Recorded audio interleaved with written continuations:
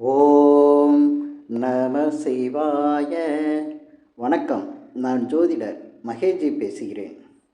மேஷ லக்னத்திற்கு புதன் திசையில் கடன் வருமா? அப்படி கடன் வந்தால் அது எந்த புத்தியில் வரும் அப்படிங்கிற தலைப்பில் தான் நான் இந்த பதிவில் பேசியிருக்கேன். கடன்கிறது பொதுவாக எல்லாருக்குமே கடன் இருக்கும், ஏதோ ஒரு வகையில் கடன் இருக்கும். ஆனால் அந்த கடன் பாதிப்பை கொடுக்குற அளவுக்கு இருந்ததுன்னா அப்போ தான் நம்ம கடனை பற்றி பேசுகிறோம். அதாவது கடனை பற்றி நிறைய பழமொழியெல்லாம் இருக்குது, அதெல்லாம் நம்ம பேசிகிட்டு இருக்க வேணாம்.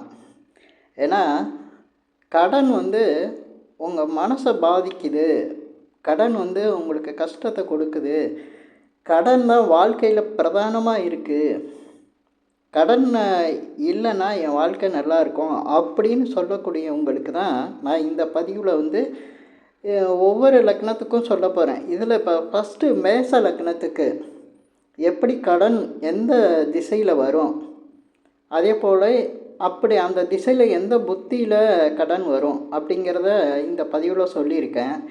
ஏன் இதை சொல்கிறேன் அப்படின்னா, கடன் வரக்கூடிய சூழ்நிலை வந்தால் கடன் வாங்குறப்ப கடன் ஏன் வாங்குறோன்னே தெரியாது. சில பேர் வாங்கிடுவாங்க, ஆனால் கடன் வாங்கினப்ப அது பிரச்சனையாகும்போது தான் ரொம்ப கஷ்டத்தை கொடுத்துட்ருக்கோம். கடனை பற்றி பேசுகிறதுனா நிறைய இருக்குது.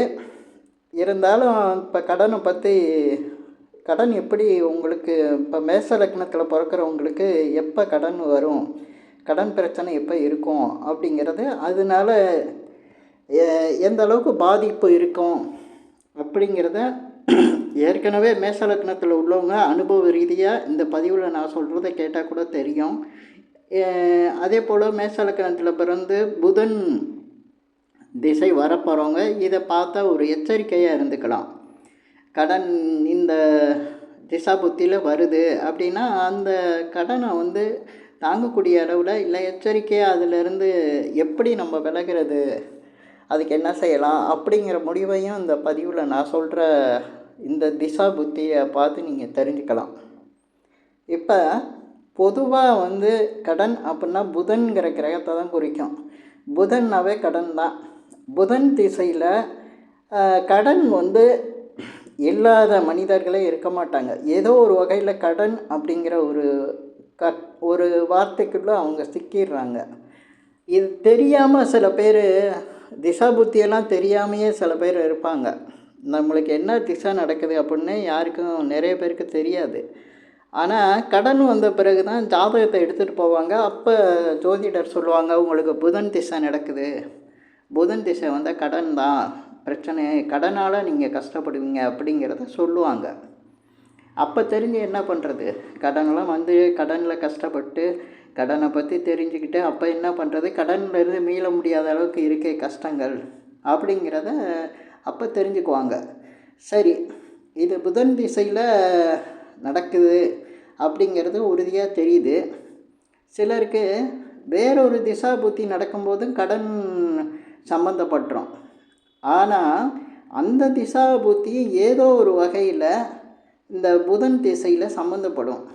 ஏன்னா காலபுருஷன்னு சொல்லக்கூடிய மேஷ லக்னத்துக்கு 6ஆம் இடம் தான் கடனை சொல்லக்கூடிய இடம். அந்த இடத்தோட அதிபதி புதன். அந்த புதனோட திசை தான் எல்லாருக்குமே கடனை கொடுக்குது. புதன் சம்மந்தப்படுற நட்சத்திரமோ இல்லை கிரகங்களோ கடனை கொடுத்துரும். இப்போ மேஷ லக்னத்துக்கு எப்படி கடன் எந்த நேரத்தில் வரும், கடனை எதிர்கொள்ள வேண்டிய நிலை இருக்குமா? இதில் நான் கடன் வாங்கிறத மட்டும் சொல்ல, கடனோட சம்மந்தப்படுறத சொல்கிறேன். அப்படிங்கல கடன் கொடுத்துட்டு அந்த கடனை வாங்க முடியாமல் கஷ்டப்படுறவங்களுக்கும் இந்த பதிவில் எடுத்துக்கலாம். ஏன்னா கடன்கிறது தான் இங்கே பிரச்சனையே. கோர்ட்டு வழக்கு இதெல்லாம் சந்திக்கிறவங்க நிறைய இருக்காங்க இந்த கடன் பிரச்சனைனால. இப்போ கடன் அப்படிங்கையில் புதன் திசை சொல்லியிருக்கேன். அதனால் இப்போ மேஷ லக்னத்துக்கு புதன் லக்னத்திலே இருக்காருன்னு வச்சுக்கோங்க. புதன் திசை ஆரம்பிச்சிருச்சுன்னா உடனே கடன் வந்துடுமா அப்படிங்கிற மாதிரி நினைக்க வேணாம். ஏன்னா அதுக்கு திசால புத்தி ஒரு காரணமாக இருக்குது. ஆனால் புதன் திசை ஆரம்பித்து புதன் புத்தியிலே சிலருக்கு கடன் வரும். சிலருக்கு வேறொரு புத்தியில் புதன் திசையில் வேறொரு புத்தியில் கடன் வரும். அது எந்த நேரத்தில் வரும்? சில பேருக்கு புதன் திசையில் கடன் இல்லாமல் அதோட பாதிப்பு அதிகம் இல்லாமல் சில பேர் இருப்பாங்க. ஓரளவுக்கு கடன், அதாவது நார்மல் கடன் அந்த மாதிரி கூட வாங்கிக்கிட்டு ஏதோ ஒரு இஎம்ஐ கட்டுற மாதிரி ஒரு 2 வீலர் கார் லோன், சில பேர் வீட்டு கடன், அதில் லோன் கட்டிட்டு அதை ஈஸியாக கட்டிகிட்டு இருப்பாங்க. அது பாதிப்பு அதிகம் இருக்காது. அப்படி இருக்குமா, இல்லை ரொம்ப கஷ்டத்தை கொடுத்துருமா அப்படிங்கிறத நம்ம இந்த பதிவில் பார்த்துடலாம். இப்போ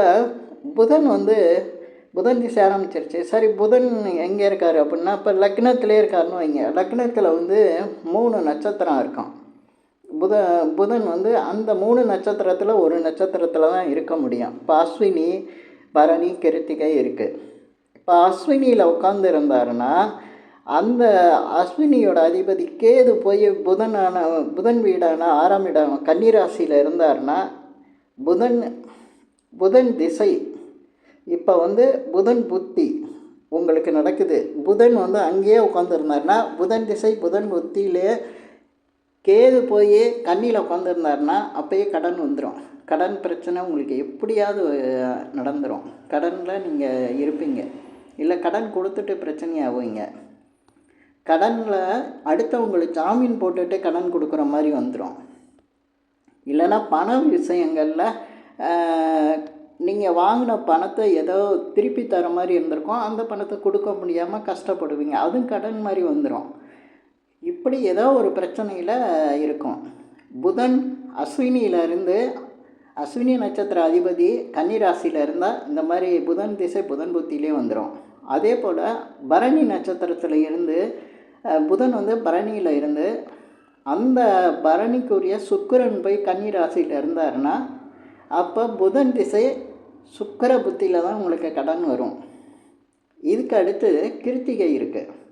இப்போ கிருத்திகை நட்சத்திரத்தில் புதன் இருந்தார்னா உங்களுக்கு புதன் திசை நடந்து சூரிய புத்தி வரும்போது கடன் உங்களுக்கு வரும். சூரிய புத்தி, சூரியன் கன்னிராசியில் இருந்தார்னா உங்களுக்கு சூரிய புத்தியில் தான் கடன் வரும்.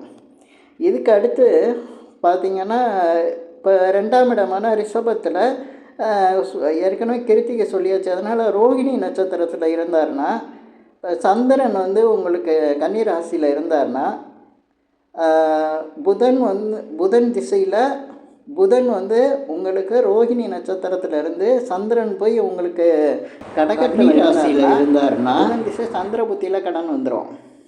இதுக்கு அடுத்து உங்களுக்கு புதன் போய் மிருகசீரிஷ நட்சத்திரத்தில் உட்காந்து இருந்தார்னா அந்த மிருகசீரிஷ நட்சத்திரத்தோட அதிபர் செவ்வாய் கன்னிராசியில் இருந்தார்னா உங்களுக்கு செவ்வாய் புத்தி வரும்போது கடன் வந்துடும்.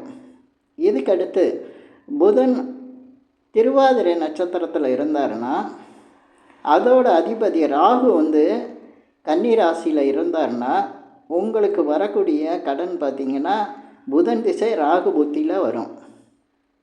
இதுக்கடுத்து உங்களுக்கு புனர்பூச நட்சத்திரத்தில் புதன் இருந்துட்டார். புதன் திசை நடக்கும்போது உங்களுக்கு புனர்பூச நட்சத்திரத்தில் இருந்தாருன்னா அந்த புனர்பூசத்தோட அதிபதி குரு பகவான் உங்களுக்கு கன்னிராசியில் இருந்தார்னா புதன் திசை குரு புத்தியில் கடன் வந்துடும். இதுக்கடுத்து உங்களுக்கு புதன் பூச நட்சத்திரத்தில் இருந்தார்னா உங்களுக்கு புதன் அந்த பூச நட்சத்திரத்தோட அதிபதி சனி பகவான் கன்னி ராசியில் இருந்தார்னா உங்களுக்கு நடக்கிற புதன் திசை சனி புத்தியில் தான் கடன் வரும். அதே போல் உங்களுக்கு அதுக்கடுத்து ஆயில்ய நட்சத்திரம். ஆயில்ய நட்சத்திரத்தில் பொதுவாக புதன் இருந்தாலே அவங்களுக்கு கடன் வந்துடும். ஏன்னா அவர் புதனோடவே சம்மந்தப்பட்டார். அதனால உங்களுக்கு புதன் திசை புதன் புத்தியில் கூட கடன் வந்துடும். அதே போல் புதன் உங்களுக்கு இப்படி நட்சத்திரங்கள் எந்த நட்சத்திரத்தில் இருக்காரோ அந்த நட்சத்திரத்தோட அதிபதிகள் புத்தியில் தான் உங்களுக்கு கடன் வரும். இதில் நீங்கள் எச்சரிக்கையாக இருக்கலாம்.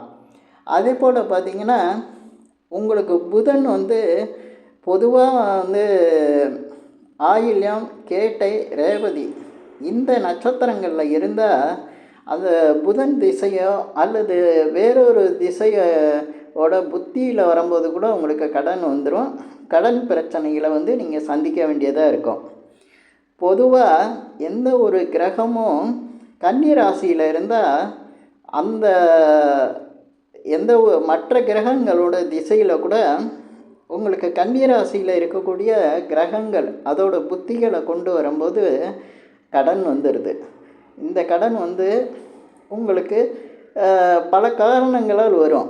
அப்படி இல்லைன்னா உங்களுக்கு பார்த்திங்கன்னா உங்களுக்கு கடன் கொடுத்து மாற்ற மாதிரி வரும். எப்படியும் கடன் பிரச்சனைகள், கடனால் கஷ்டப்படணும், கடனால் தொந்தரவுகள் இப்படின்னு அனுபவிக்கிற மாதிரி இருக்கும். உங்களுக்கு புதன் திசை வரும்போதே நீங்கள் எச்சரிக்கையாக இருக்கிறது நல்லது. ஏன்னா புதன் திசைங்கிறது 6ஆம் இடத்தை சொல்லுது. புதன் வந்து பொதுவாக வந்து எந்த கட்டத்தில் எங்கே இருந்தாலும் கடனை கொண்டு வந்துடும் அப்படின்னு சொல்லுவாங்க. ஆனால் இந்த மாதிரி அந்த 6ஆம் இடத்தோடு சம்மந்தப்படாத கிரகங்கள் இருக்கிற நிலையில் வந்து கடன் வந்து பெருசாக வராது. அதனால தான் நிறைய பேர் வந்து கடன் இல்லாமல் கூட காலத்தை கழிச்சிட்றாங்க. சில பேருக்கு கடனே வராது. அதுக்கு காரணம் இதுதான். இப்போ நான் சொன்ன மாதிரி எந்த நட்சத்திரத்தில் உட்காந்துருக்காரோ அந்த நட்சத்திரத்தோட அதிபதி கன்னி ராசியோடு சம்மந்தப்பட்டால் தான் கடன் வருது. இல்லைன்னா கடனே வராது. அந்த கடன் சம்மந்தம் இல்லாமையே வாழ்க்கையை ஓட்டிடுவாங்க. வாழ்க்கையில் கடனுங்கிறது எவ்வளோ பெரிய கஷ்டம்னு கடன் வந்தவங்களுக்கு மட்டும்தான் தெரியும். கடனால் எந்த விதமான அதாவது பாதிப்புக்கு அளவு இல்லாத அளவு ஒரு கஷ்டங்களை கொடுக்குதுன்னா அது வந்து கடன் தான் கொடுக்கும். நோய் வம்பு வழக்க எதிர்த்து நின்றுறாங்க. ஆனால் கடன் வந்து நம்ம உடல்நிலையை மட்டும் இல்லை, மனநிலையை பாதிச்சிடும். ஏன்னா ஒரு மனுஷனுக்கு வந்து நிம்மதி இல்லை, சந்தோஷம் இல்லைன்னா அது வாழ்க்கையை வந்து பல வகையில் பாதிச்சிடும். இப்படிப்பட்ட கடனை கொடுக்குற இந்த புதன் திசை அதோட புதன் சம்மந்தப்பட்ட புத்திகளில் நீங்கள் எச்சரிக்கையாக இருக்கிறதுக்கு தான் இந்த பதிவில் நான் சில விஷயங்கள் சொல்லியிருக்கேன். இந்த பதிவில் உள்ள விஷயங்கள் உங்களுக்கு பிடிச்சிருந்தா ஷேர் பண்ணுங்கள், லைக் பண்ணுங்கள். அதே போல் இந்த சேனலுக்கு சப்ஸ்கிரைப் பண்ணுங்கள். என்கிட்ட ஜாதகம் பார்க்கணுன்னா மட்டும் கீழே இருக்க என் நம்பருக்கு கால் பண்ணுங்கள். நன்றி, வணக்கம்.